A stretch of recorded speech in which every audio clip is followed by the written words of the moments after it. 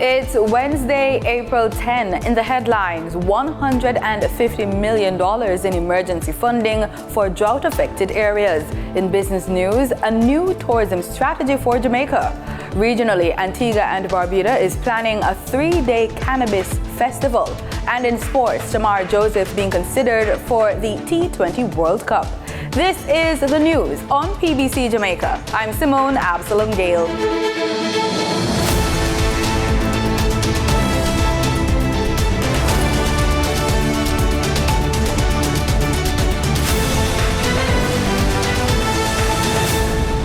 Prime Minister Andrew Holness told Parliament on Tuesday that the government will be trucking water to areas in Jamaica affected by persistent drought conditions. That is why the government is implementing a range of measures to support our farmers during these challenging times. This includes the emergency funding, which we will put in place in the amount of $150 million for the trucking of water and procurement and distribution of a limited amount of water tanks. Mr. Holness says the drought has impacted several National Water Commission storage facilities across the island. January's rainfall, that is January of this year, showed that the island was then starting to really express dry season characteristics, with all parishes recording below normal rainfall. And this was forecast at the time to continue through to April 2024. In February, the trend continued of below normal rainfall for all parishes, with Westmoreland receiving 57% of normal rainfall projection. He says the water systems in some of these areas have been reduced to as low as 20% of capacity. For the parish of St. Andrew, there are 12 water systems affected. These would be the Bucky Plain, they are at 30% of operations. Isaac Hole, 40% of their operating capacity. Almond Hill, Rockhall, 60%. McGowan Spring, 50%. Barnett Wood, 60%. Belbower 50%, Belmore 60%, King Weston 70%, Mahoney 60%, Rosehill 40%, Orchard Spring 25%, and a place called Second Breakfast. I don't know what kind of name this is, but this is the name of a water supply system. They are at 70%. In St. Thomas, 6 systems are affected. Art Nolly Grove, 70% of their capacity. Erie Castle is at 50%. Trinityville, which serves a large areas, 40% of their capacity. Needham Penn is at 50% of their capacity. Wilmington is at 20% of their capacity, and Lando is at 70% of capacity. The Prime Minister says Jamaica is experiencing a meteorological, hydrological, and agricultural drought, with the eastern parishes of Hanover and Westmoreland particularly affected.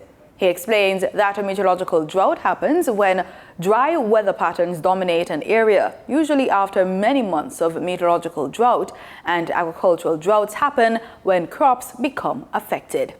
Minister with responsibility for water and environment, Senator Matthew Samuda, says the government, through its relevant agencies, has been working on emergency responses to mitigate Jamaica's cyclical drought patterns. But we do know the cyclical impact of reduced rainfall.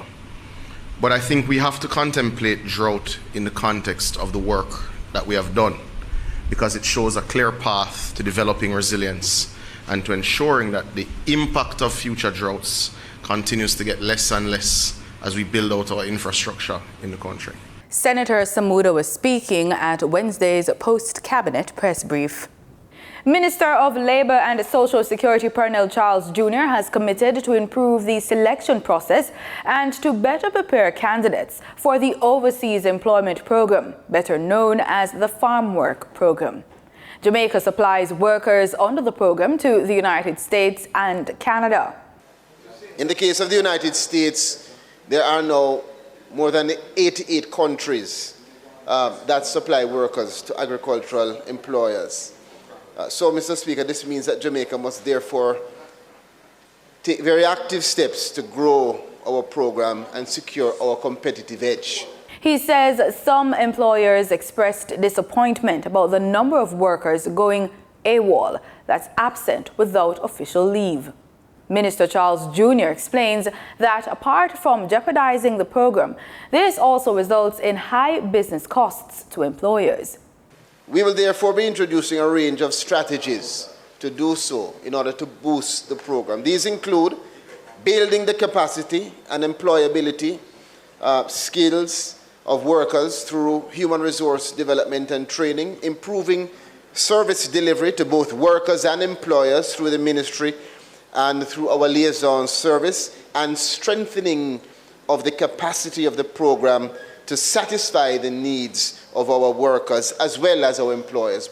He says the team will be enhancing the assessment process with a psychometric tool to get better insight into the personality profile to determine best fit. For success, it is your attitude, not your aptitude, that determines your altitude.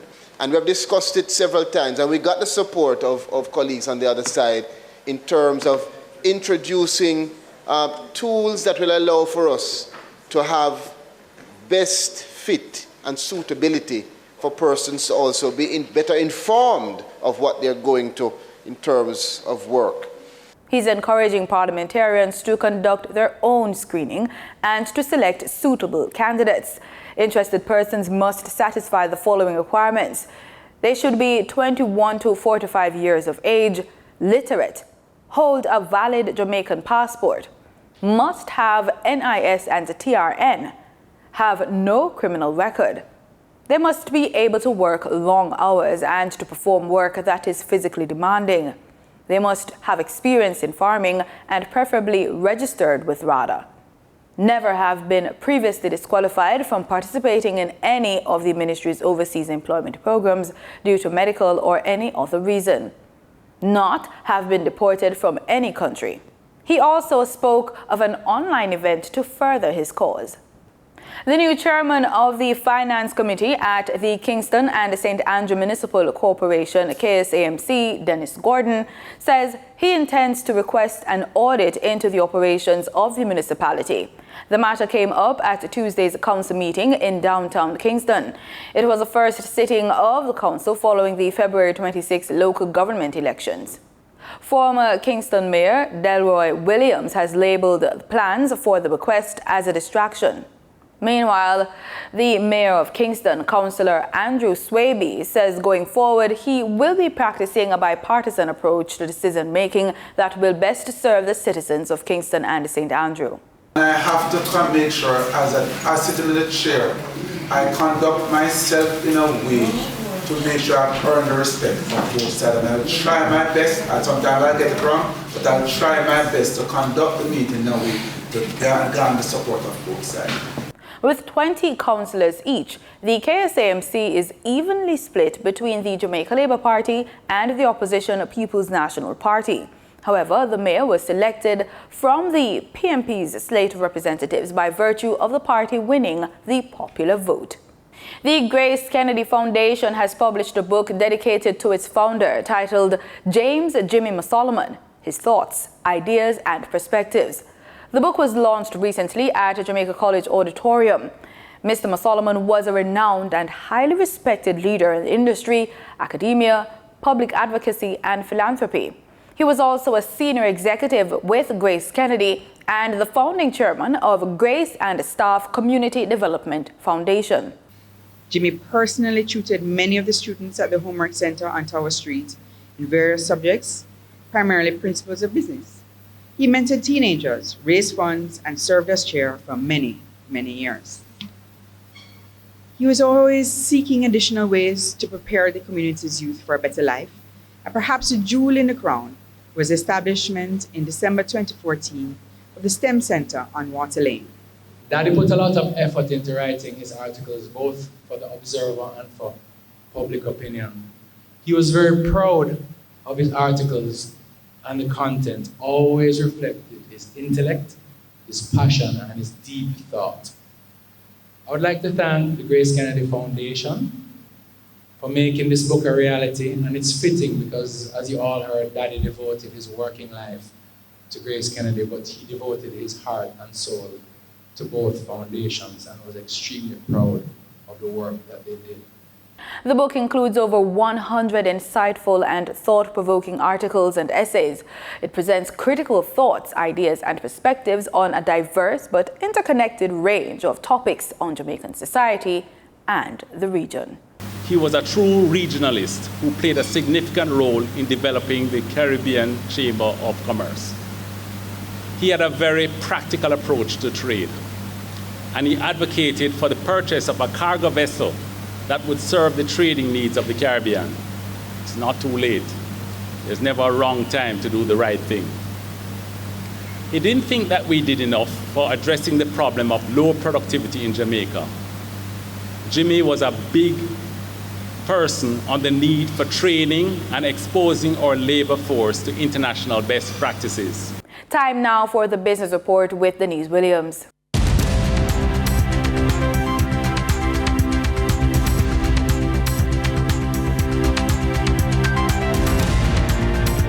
Good day, everyone, and thank you for joining us on the Business Report. I'm Denise Williams, your guide through the latest happenings in the world of business. The Statistical Institute of Jamaica, Statin, reported a 1.7% increase in Jamaica's total value added at constant prices in the fourth quarter of 2023 compared to the quarter of 2022. This resulted from growth in both the services and goods producing industries. The services industries grew by 2%, while the goods producing industries grew by 0.8%. Jamaica is crafting a new tourism strategy. The government has received support from the Inter-American Development Bank, IDB, to help craft a sustainable way forward for the country's highest foreign exchange earner. Consultations have been taking place across the island.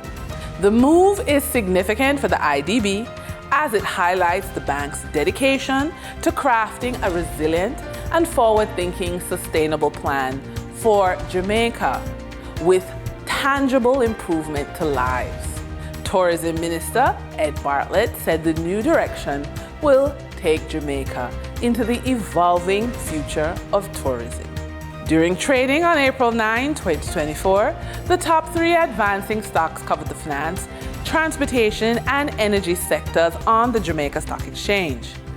First Rock Capital Holdings Limited JMD shares advanced by 23.13% for a $1.86 price increase to close at $9.90 with 50 shares traded. Knutsford Express Services Limited shares advanced by 17.62% for a $1.78 upward movement to close at $11.88 with 7,262 shares traded.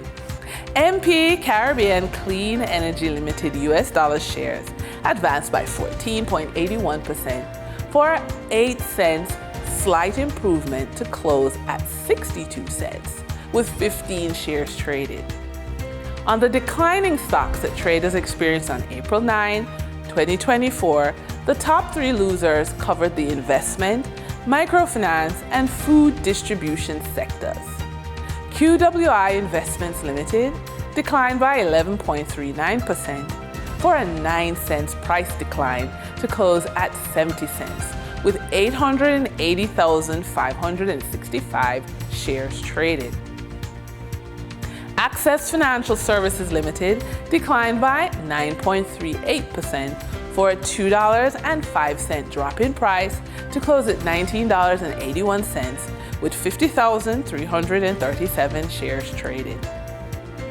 Caribbean Flavors and Fragrances Limited declined by 7.65% for a 13-cent price slippage to close at $1.57 with 32,003 shares traded.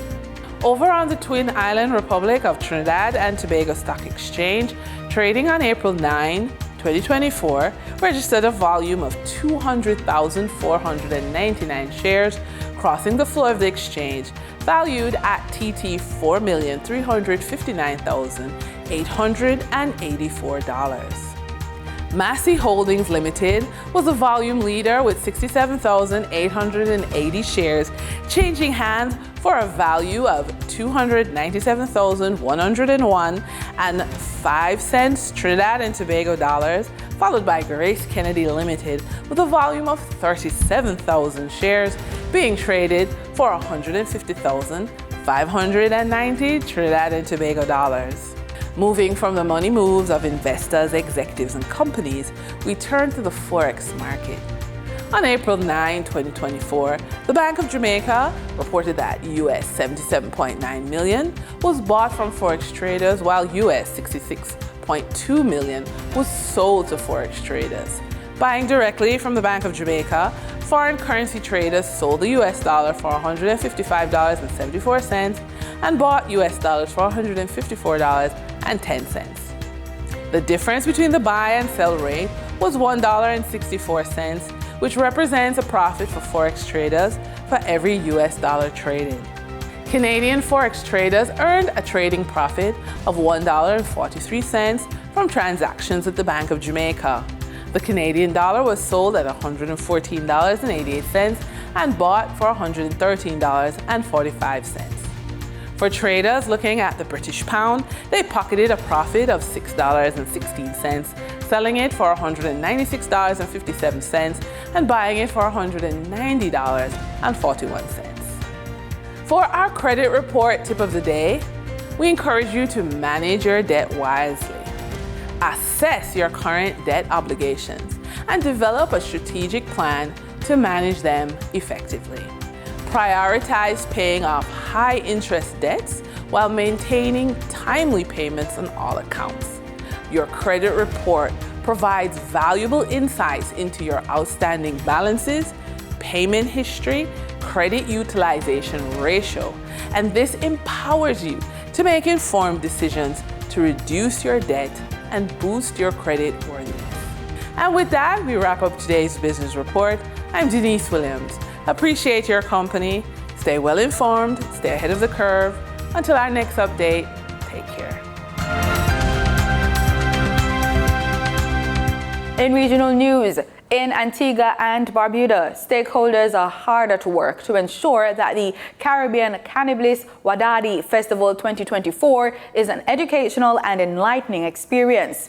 The Medicinal Cannabis Authority's CEO and Compliance and Research and Development Officer gave an update on the historic three-day event on Antigua Barbuda Today Show. We hear more in this report.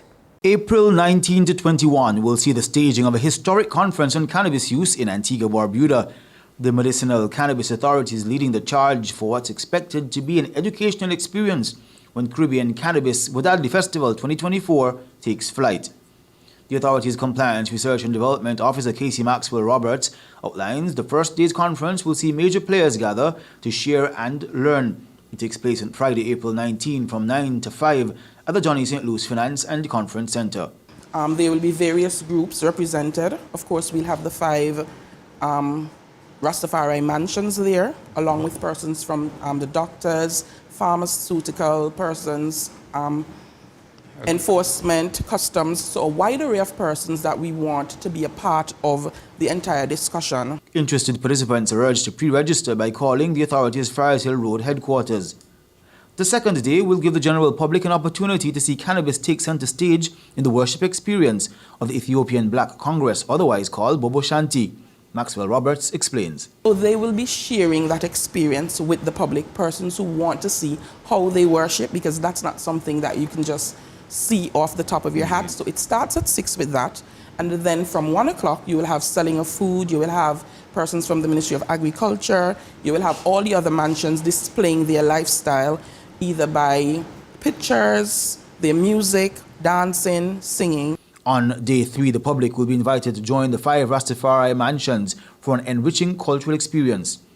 CEO of the authority, Regis Burton, outlines the thrust of the festival. Educational opportunity to learn about cannabis industry, what opportunities can you get into privately, professionally, and for you to actually get an insight into what our industry looks like and where the future of our industry goes. There will also be representation throughout the weekend by heads of other cannabis authorities throughout the region. For ABS News, I am Ursil Charles Jr. In Trinidad and Tobago, we take a look at the impact of the energy industry on aviation through state-owned National Petroleum Marketing Company Limited and the plans in place to widen its reach and profitability. The National Petroleum Marketing Company Limited has been supplying aviation fuel in Trinidad and Tobago for almost 50 years.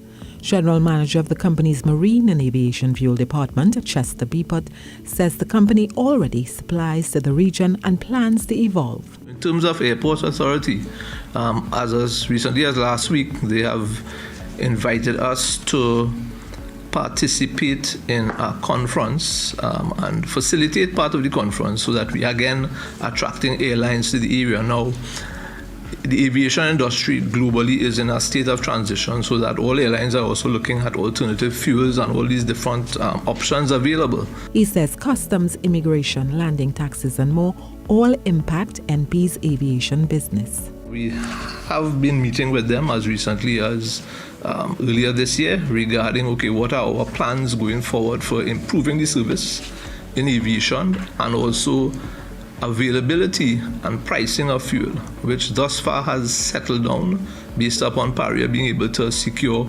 longer-term contracts with fixed margins for at least 1 year. Mr. Beepot highlights an aspect of its regional aviation business. Rubis is, in this particular case, they are a customer of ours, similar to Caribbean Airlines. So Rubis is a fuel broker, so they would purchase fuel from NP, and in turn, NP would fuel aircraft from different airlines on their behalf. He adds, NP fuels all international airlines which come through the Crown Point and Piarco airports. Caribbean Airlines, again, our biggest aviation customer. In terms of the late signing of contracts, if I may comment on that, the contracts, we tend to have a lot of back and forth between NP and the various aviation customers, whether it be Rubis or Caribbean Airlines. With regard to CAL, Mr. Beepot admits that the company owes significant sums of money to NP.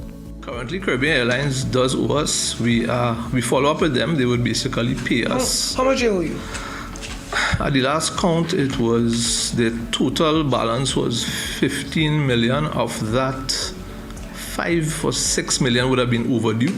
They invariably would pay us between $5 and $10 million per week. So we would follow up with them and we get payments. So eventually they will become current. St. Lucia is defending its Citizenship by Investment program against opposition criticism. More in this report.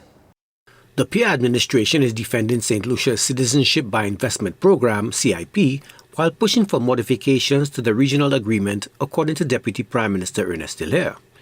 Hilaire addressed the media Monday to clarify St. Lucia's position on the CIP, a regional memorandum of understanding signed by 4 Caribbean countries as well as statements by Opposition Senator Dominic Fede. The opposition had recently predicted gloom and doom for the program. Hilaire reminded Fede he served as a minister in the previous UWP administration of Alan Chasney, which relaxed St. Lucia's CIP application requirements, triggering a regional price war. He makes some strange claims, one of which is the reduction of the price from 200,000 to 100,000. But that was done by his government. But why we're not responsible for this? When we passed legislation in 2015 for the CIP, we had 200,000.